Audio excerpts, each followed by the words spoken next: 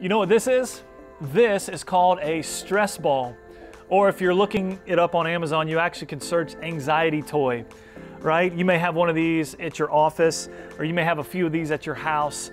But the whole idea is that when I feel overwhelmed and I feel a lot of stress and pressure, maybe I have a million things to do in a day and there's no more day to get any of it done, I'm supposed to run and grab this and squeeze this toy, and it's supposed to help me deal with my anxiety and my stress. There's a whole industry built around this idea, and there are companies making stress balls, there are companies making worry pets and fidget spinners and fidget cubes and all these things to help us cope with our anxiety. You know, there's a lot of studies out that show that the majority of us deal with anxiety on a regular basis, all the way from mild cases to having difficulty making decisions, and I've just got cloudy thoughts and I'm just struggling to think clearly, all the way to the extreme where people are having physical reactions to the amount of anxiety that they deal with every single day. It's true, anxiety can be crushing. You know, there's this quote by Charles Spurgeon that says, "Anxiety does not drain tomorrow of its sorrows, but rather it drains today of its strength." And it's so true. Today we want to help you deal with your anxiety and how to live a life that is full of peace and centeredness, even in the middle of this pressure cooker world that we live in. So hang out with us for a few minutes and we hope you like it. Check this out.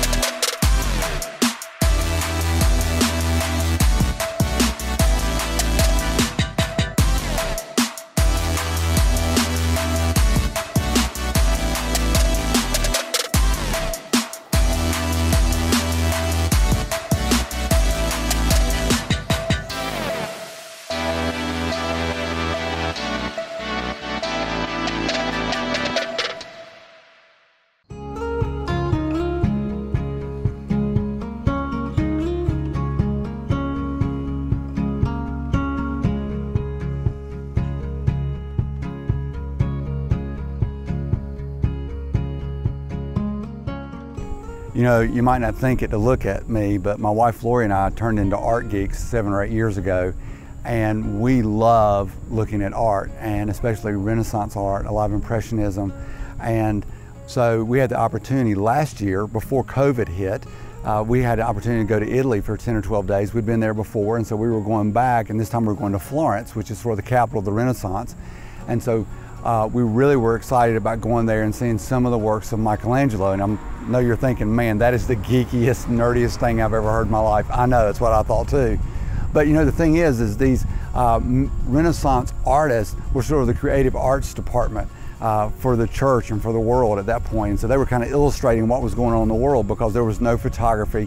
Al Gore had not invented the internet yet. And so this was sort of the picture of what was going on in present day life and things that they had learned from history.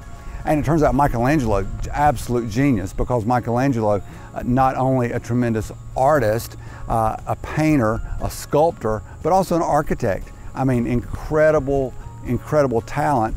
And so one of the things that's one of the centerpieces of the city of Florence is the statue of David. Now the statue of David is 17 feet tall, not actual height of David, right? And most likely when David fought Goliath, he was wearing clothes. He probably was not naked when he was fighting Goliath. But regardless, the statue, and you start to look at it and you start to look at the intimate details that are there, that the hands have the veins carved into the back of them, and you see that he's holding a sling and he's holding a rock behind his back, and he's getting ready to load up his sling. And the amazing thing looking at this particular sculpture that makes people want to see it from all around the world, and it makes it be considered by many the preeminent piece of Renaissance sculpture, is you can look at David's face from one angle and you see that it is absolutely full of anxiety, and he is terrified. Here's a 15-year-old boy staring at Goliath, and he is thinking, I'm going to have to battle this giant because God's called me to do this. But then you can step off a pace or two and you can see a different angle, still looking at his face, but you see the face of confidence, of knowing that God has called him to do that.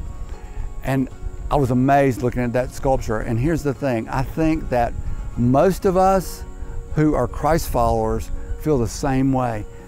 Sometimes we're scared to death to do what God has called us to do, but we're confident that God is with us and He will see us through the task He's called us to do. But for a lot of us, people who are watching this today, it may turn out that you don't know about that confidence. And I want to tell you how you can find that confidence to know you can get through life's toughest obstacles, the things that cause you anxiety, that cause you to worry, that cause you to be concerned, that cause you to lay in bed in the middle of the night and wonder what's happening. I want to take some time and show you how you can get this peace that we find only through a relationship with God through His Son, Jesus Christ. So I hope you'll hang around for a few more minutes and let me tell you a little bit more about it.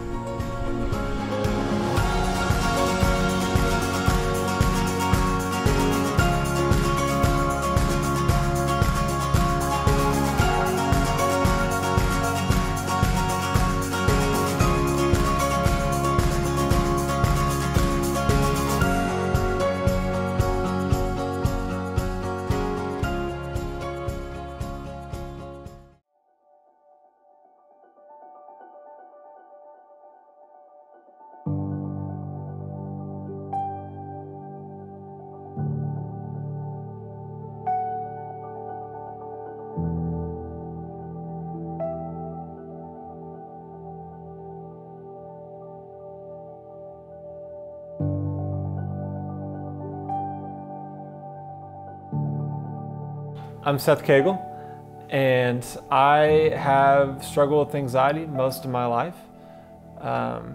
It really started becoming prevalent in my life in high school, early, maybe like junior high even. And it's kind of presented itself the same way most of my life. And it's often been tied in with depression in a lot of ways. But in high school, it manifested just in anxiety attacks, and a lot of times I went to the nurse thinking that there was something wrong, like maybe I had even hypoglycemia or something like that. I would be in class and I just my heart start racing and I feel weak and lightheaded, and they would run some tests, but everything always kind of checked out, and so there was a lot of kind of confusion about what I was feeling. I struggle a lot with the unknown, and kind of thinking worst case scenario in terms of either some little things of not getting my homework turned in on time, or things with relationships, or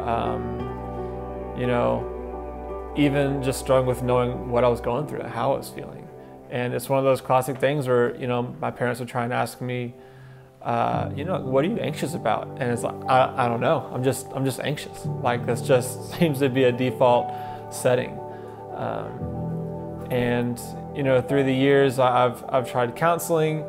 I've tried a lot of prayer and just trying to submit this to the Lord. And definitely it's gotten better, and at times it's gotten worse. It's always kind of just lingered there.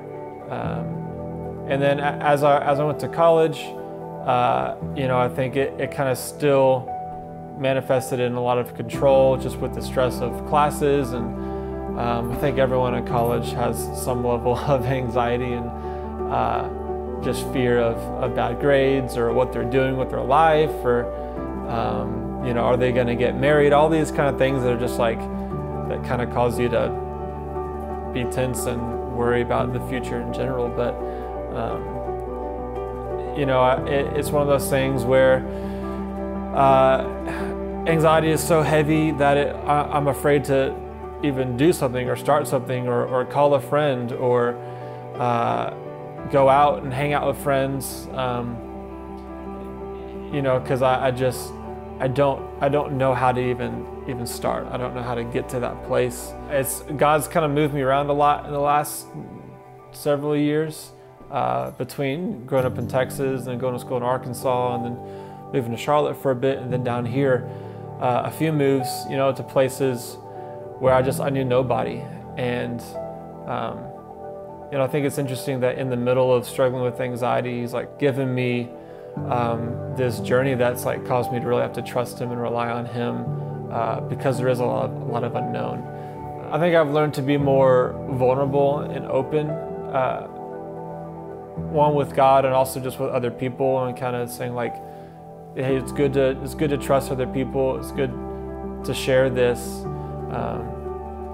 and you know, the Christian life was really meant to be lived largely in community. Like, the way we predominantly see Christianity talked about in the New Testament is talked in this plural sense. It's not so much like individual on your own faith, but it's something that's meant to be lived alongside other believers. You don't have to resign yourself to this idea that my life's just gonna suck because I'm gonna be anxious the rest of my life. But you can say, all right, anxiety is something that I deal with, and it's something that I'm gonna have some bad days, but I can maybe have a lot more good days. And I can't wait to see how the Lord's gonna work in my life despite my anxiety. And one day, be restored to fullness of life with Him. That'll be good. To the battle, your name is breakthrough. Into the struggle, your name is victory. Our praises get louder, but nothing can stop you. You hold the power, 'cause Jesus, you're the King.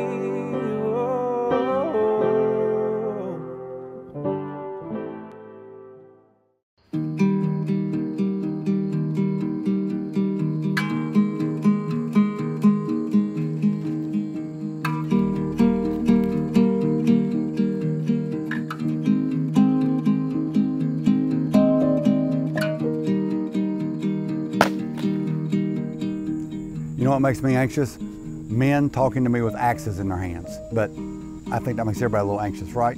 No, really, let's talk about anxiety for just a minute. I think that our society, our community, I think that where we live, we're experiencing more anxiety than we ever have. It's a fear. And you know, the thing about it is that I was reading that the average high school student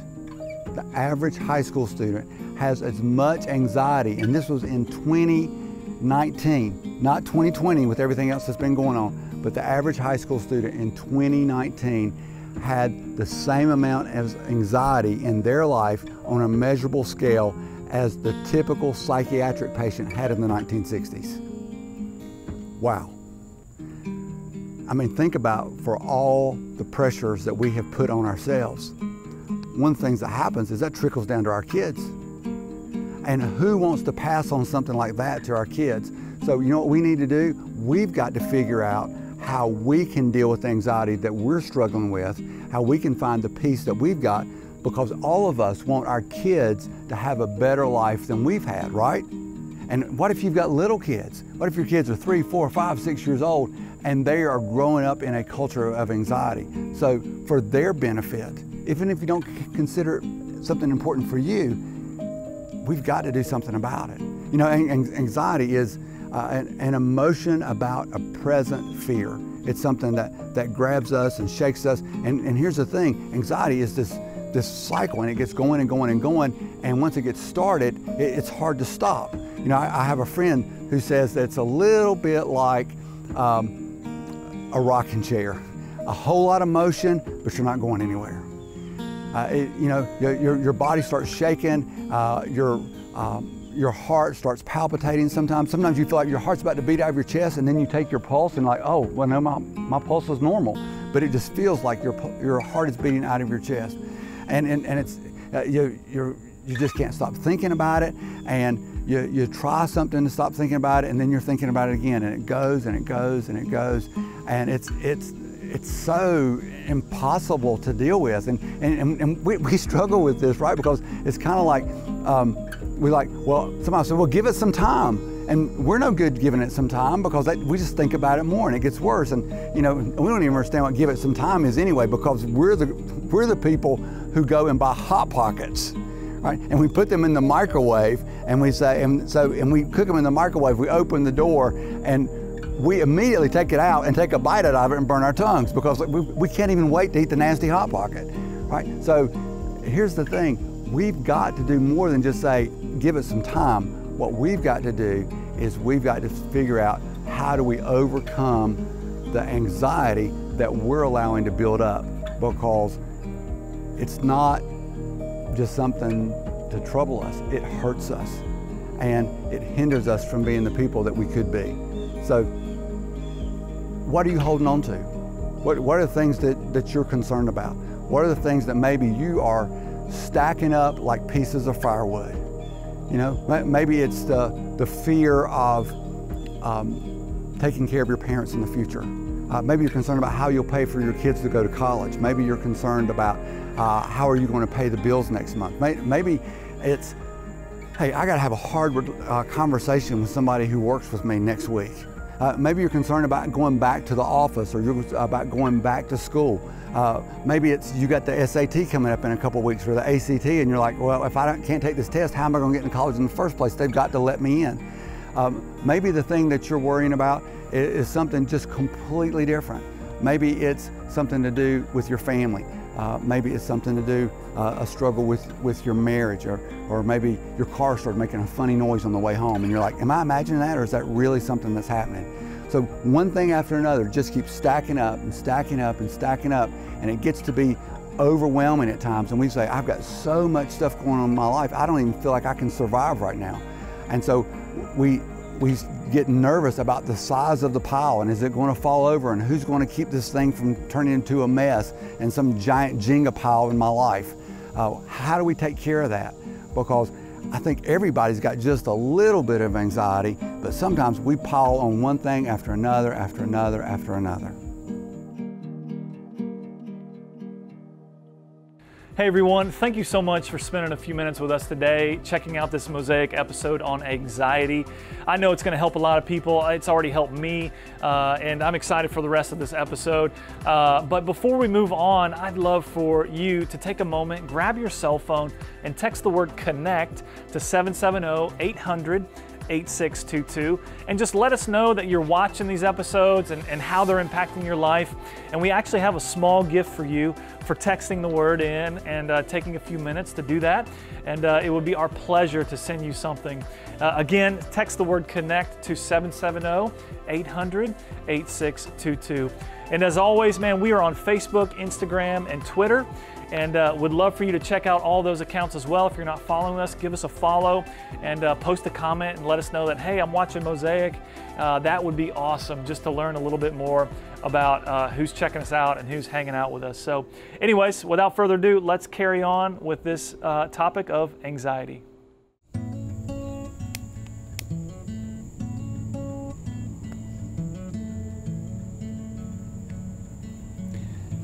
You know, anxiety is a little bit like a fire.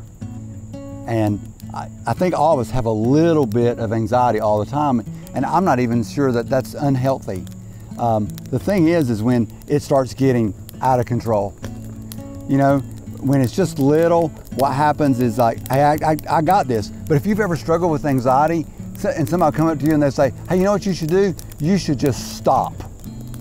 And let me tell you something, that's less than helpful, isn't it? I mean, that doesn't help anybody when somebody says, just stop thinking about it, because you can't. It's the elephant in the room. You have to keep thinking about it. And then as you keep thinking about it, you know what happens? Instead of having this little bit of anxiety, like because you're having to sit in traffic, or you've got a job interview, or you're going out on a first date, or you've got to have a conversation with your husband when you get home about the grocery bill. But sometimes you got so many things going on, so many things stacked up in your life, it goes completely out of control, and it burns, and it's scary, and you're like, I'm not sure I lived through this. So you have this raging fire, and that raging fire of anxiety begins to get out of control, and you start to think, I don't know that I can live through this. And that's when anxiety has done what it wants to do to you. It's got you, it's controlling you, and now what are you going to do? What are you going to do? Because now that fire is raging. How do you get that fire to begin to die back down? So it turns out that a couple men in the Bible talked very directly about anxiety. And a guy named Peter and a guy named Paul both talk very directly about anxiety. And you think, well, who was anxious 2,000 years ago? I mean, what were they worried about? They didn't have to pay the HOA this month, and they didn't have to go do the job interview tomorrow, and they weren't concerned whether they were going to get some virus or if things were going to work out the way they wanted to for their kids. I mean, it was 2,000 years ago. What did they have to worry about? But it turns out that Peter says this. He says, God opposes the proud, but gives grace to the humble. God opposes the proud, but gives grace to the humble.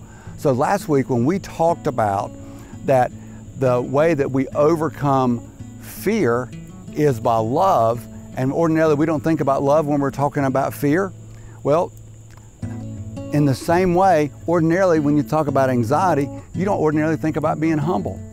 But here's what Peter is saying. He says, if you want God to oppose you, you know what you should do? You should try and take care of it yourself.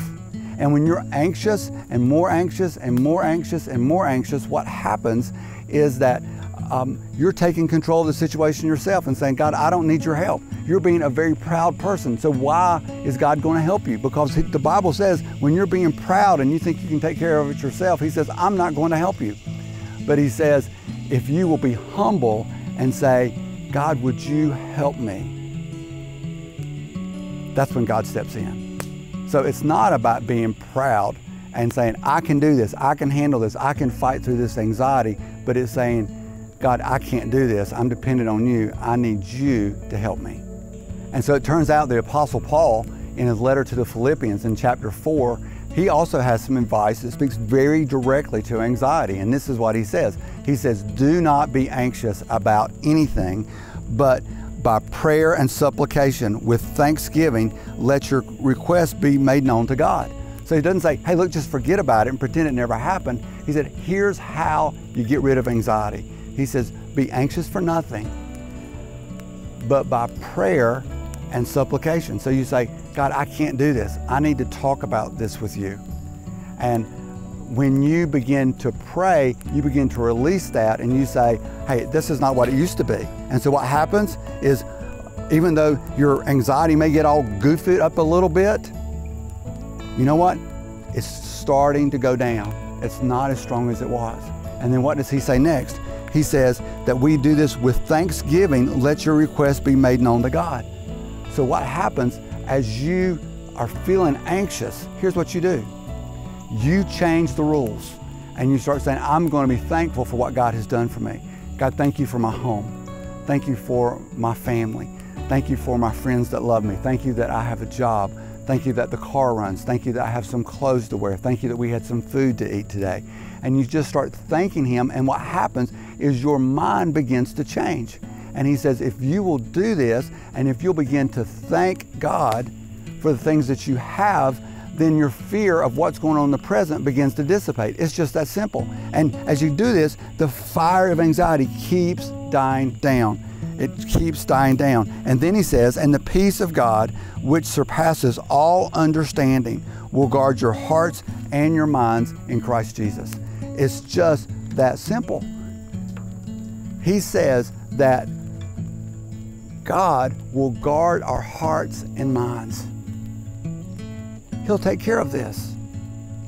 Now, when I hear the word guard, you know what I think about? I think about Duke Blue Devil basketball. Now, I know this is Georgia, and so we don't talk about basketball nearly as much as we talk about football here.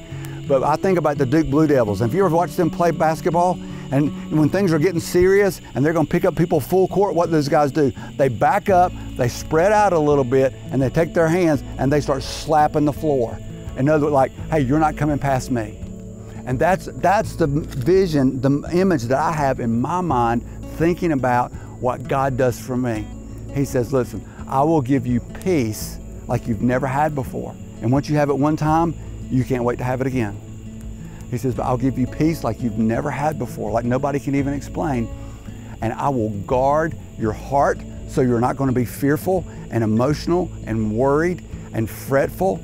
And I will guard your mind so that you can think about, hey, I can rest in the present. And it's just that simple. It's just that simple. And of course, this is nothing new because David wrote about this. 800 years earlier in the Old Testament, in Psalm 55, he said, cast your cares on the Lord and he will sustain you. He will never let the righteous fall. And he says, look, take that anxiety, and he says, cast it, which is to take it and forcefully throw it off of yourself. And you throw it onto the cross that Jesus died for. Because you know what, that care, that anxiety, it's something that Jesus paid the price for. And Jesus says, I can handle it, I can take it. He says, cast your cares on me. He said, I'll sustain you, I'll take care of you, I'll make sure that you survive, because when you got anxiety, you don't feel like you can survive anything. And he says, I will never let the righteous fall. It's not going to happen. He's going to take care of you. And so, you know, I think about grabbing something that you're anxious about, and you say, look, I don't want this anymore. And you're just like, I'm done with it. I'm absolutely done with it.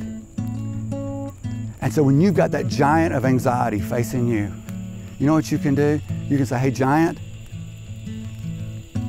I'm not going to worry about you. I'm going to put my trust in God. He's going to guard my heart and my mind. I'm going to thank him for what he's done for me. I'm going to be humble so that he works for me and not against me. And you'll find peace like you never imagined that you would find. Hey, I'm so thankful to Arthur spending a few minutes with us today teaching us about overcoming anxiety. It was so helpful to me, and I pray it's helpful to you. And before we leave today, the best thing I can talk to you about is a relationship with Jesus. If you're on the other side of the screen and you haven't given your life to Jesus, you haven't put your faith in him, well, we would love to talk to you about that. We can teach you how, and we can talk to you about repentance and salvation and all the stuff that comes with it. It's awesome. It's a free gift from God. You don't have to clean yourself up. You don't have to make yourself better, and you don't have to do all this stuff. No, you just need to give your life to Christ, and we can talk to you about that. Take a second and shoot us an email at hello@southcrest.church, and all you have to say is, I'd like to talk to a pastor. And one of us, we would love to get in contact with you. Or if you have other questions as well, man, we're here for those too. And so anyways, before we go, the band's gonna play us a song, and we really hope you enjoy it. And as always, we wanna invite you back next week. We got a great episode as well. And we are so thankful that you're hanging out with us and checking out Mosaic episodes on a weekly basis. We hope you have a great day, and we'll see you next week.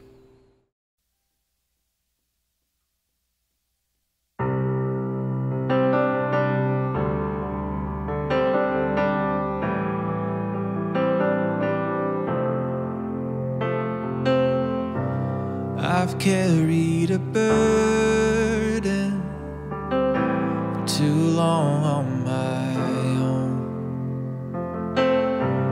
I wasn't created to bear it alone. I hear your invitation